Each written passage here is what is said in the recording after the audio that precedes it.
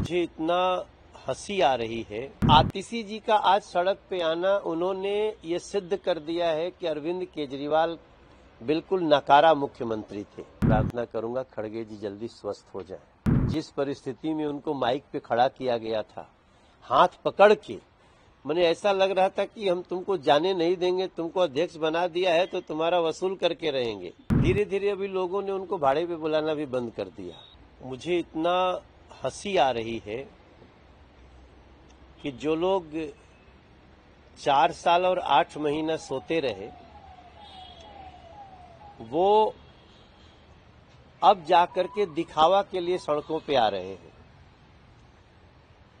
अरविंद केजरीवाल जी को भी देखा, आतिशी जी को भी आज हमने देखा।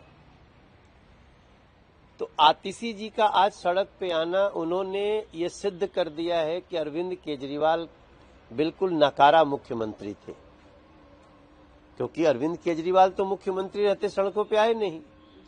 अब ये तो जो सड़कों पे आए हैं, आपने देखा होगा कि 15 दिन पहले, 1 महीना पहले, 6 महीना पहले हम सड़कों पे, यहां तक कि दिल्ली के एलजी महोदय सड़कों पे। तो अब ये एक प्रेशर क्रिएट हुआ, तो अरविंद केजरीवाल जी सड़कों पे और आतिशी जी सड़कों पे। आतिशी जी मुख्यमंत्री बनने के बाद आज सड़क पे आई हैं। ये दिल्ली को स्पष्ट पता चल गया कि आतिशी ने सिद्ध कर दिया कि अरविंद केजरीवाल एक फेल मुख्यमंत्री हैं। वो कभी सड़क पे नहीं आते थे, देखो मैं आई। लेकिन आतिशी जी, आपको याद है ना कि आप पीडब्ल्यूडी मिनिस्टर हैं, आप सड़कों की मंत्री हैं दिल्ली की, और आपको भी इतना समय के बाद याद आया कि हम सड़कों पे चलेंगे।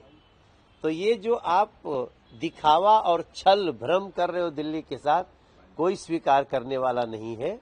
हमने चिट्ठी भी लिखी थी, इस चिट्ठी में चलो आप सड़क पे आ गए, लेकिन आप तो बहुत लंबे समय से यहाँ पे पीडब्ल्यूडी मिनिस्टर हैं। दिल्ली की जनता अब इन लोगों को परमानेंटली विदा करेगी, क्योंकि दिल्ली की जनता समझ चुकी है कि चुनाव आने के समय ये सारी मीठी मीठी बातें, अच्छे अच्छे स्टेप उठाते हैं। मगर आप सोचिए, 75,000 करोड़ का बजट, क्या 75,000 करोड़ का बजट आप ये 2 महीने में कर सकते हो? ये सड़कें ठीक कर सकते हो? सिर्फ दिखावा है और दिल्ली की जनता इनको सजा देगी। फाल्के का अवार्ड मिलेगा, ऐसा अनाउंस किया अश्वनी वैष्णव ने, कैसे देखते हैं? ये बहुत ही बधाई की बात है।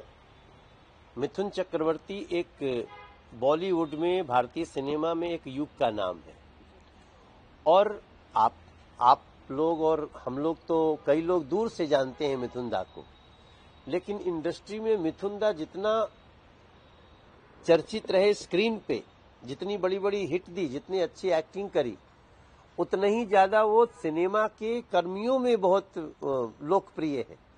उनको दादा साहब फाल्के मिलना, मैं समझता हूं ये बहुत ही अच्छा निर्णय है। Thanks to Modi government.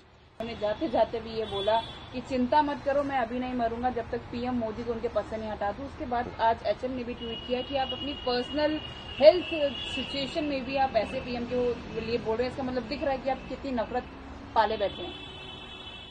देखिए, पहले तो मैं भगवान से प्रार्थना करूंगा खड़गे जी जल्दी स्वस्थ हो जाए।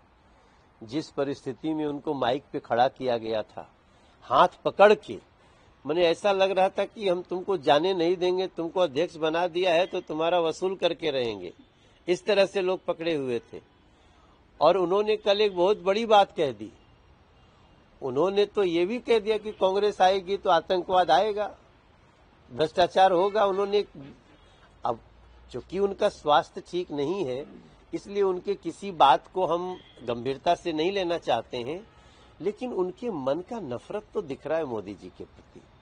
और ये नफरत का भाव कांग्रेस का सिर्फ इसलिए है कि अब कांग्रेस जो लूट करती थी, जो करप्शन करती थी, अब उसका मौका नहीं है। मुझे पूरा विश्वास है हरियाणा की सरकार, जम्मू कश्मीर की सरकार भारतीय जनता पार्टी के बनने वाली है। कांग्रेस को कोई दूर दूर तक पसंद करने वाला नहीं। जी, बिहार में सरकार चल रही है नीतीश गवर्नमेंट, वो 4 एक्स ब्यूरोक्रेट चला रहे हैं। ऐसा कुछ उनका अपना, नीतीश कुमार का अपना कुछ रेलेवेंस नहीं है? देखिए, प्रशांत किशोर जी भाड़े पे काम करते हैं।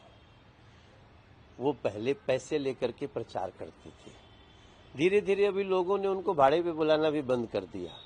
अब वो सोच रहे हैं कि भाई जहां हम पता चलता था सैकड़ों करोड़ रुपया लेकर के हम प्रचार करते थे, तो अब उस तंत्र में खुद डूब जाएं। तो जिस व्यक्ति को पैसे पर ही काम करने की आदत है, उसकी किसी बात को मैं गंभीरता से नहीं लेता।